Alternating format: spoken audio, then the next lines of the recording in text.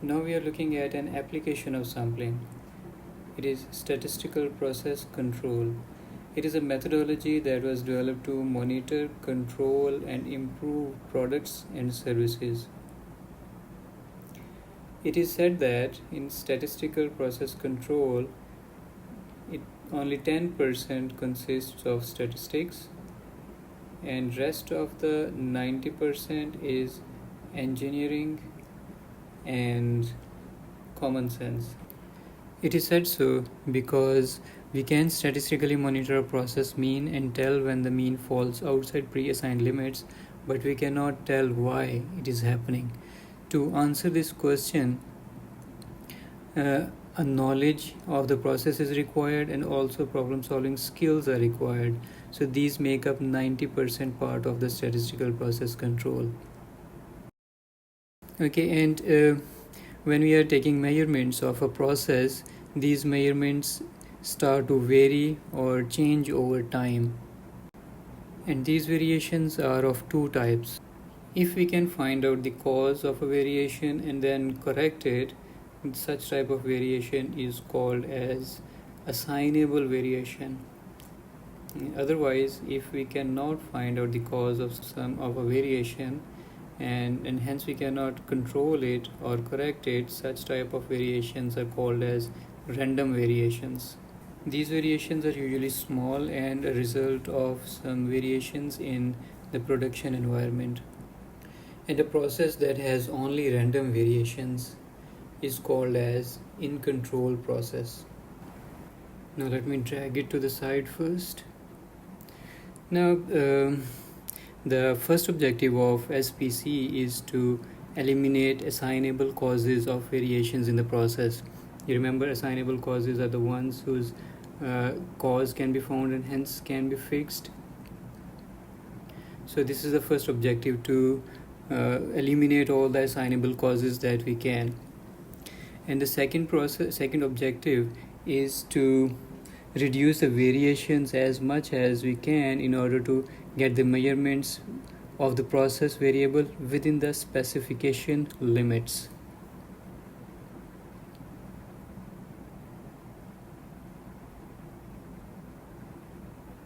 These specification limits are the ones which are acceptable within certain production standards.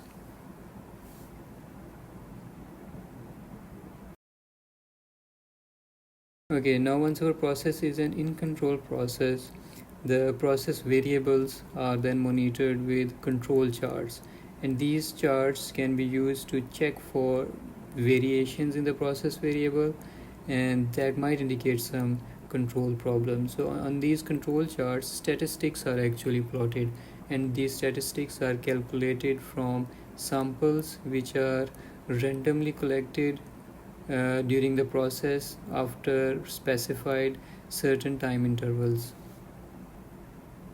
Let me plot a general control chart.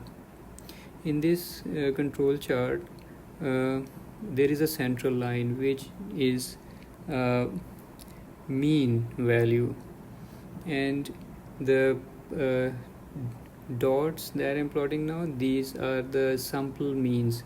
These are the statistics calculated from samples.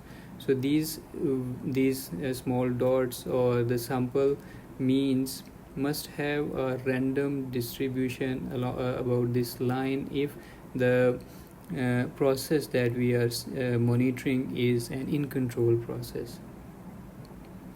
And central limit theorem states that these sample means should have a nearly normal distribution.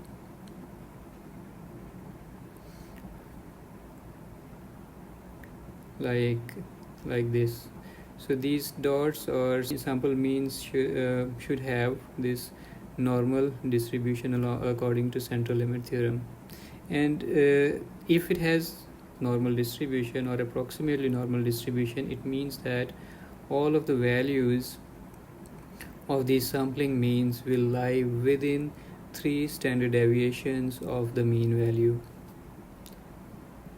Because we know that normal distribution has its center at mean value, and most of the data which has normal distribution lies within plus minus 3 standard deviations of the central or mean value. And it does have significance in this scenario. These plus minus 3 standard deviations make up upper control limit and lower control limits, like this one. So this upper control limit lies at plus 3 standard deviations from the central line, and the lower control limit lies at the mean value minus 3 standard deviations. Therefore, for a control chart of process mean, or we call it the X bar chart or mean chart, the center line is represented as X bar bar, means that it is the average of sample mean. Sample mean represented as X bar and average another bar. Then upper control limit is X bar bar plus 3 standard deviations. Here in this case we call it standard errors. And then lower control limit is X bar bar minus 3 standard errors.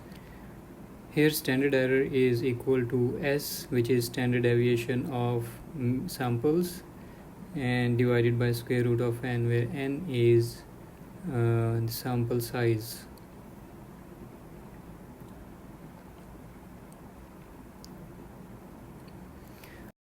Okay, now for a different control chart, the control chart of proportion defective, in which the proportion of defective products is monitored during the process.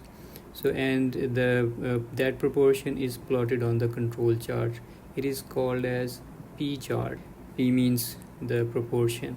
In this case, center line will be the average of sample proportion, and it is equal to the sum of sample proportion divided by the number of samples, K. In this case we call them K. And the upper control limit will be P bar, or the average of P plus 3 standard errors, and lower control limit will be P minus 3 standard errors. And here standard errors can be calculated like this. It is equal to, we know that standard error is equal to PQ divided by n whole square root, and we can write Q as 1 minus P, and then we can replace, since we are considering average of P, so we can replace P with an average of P.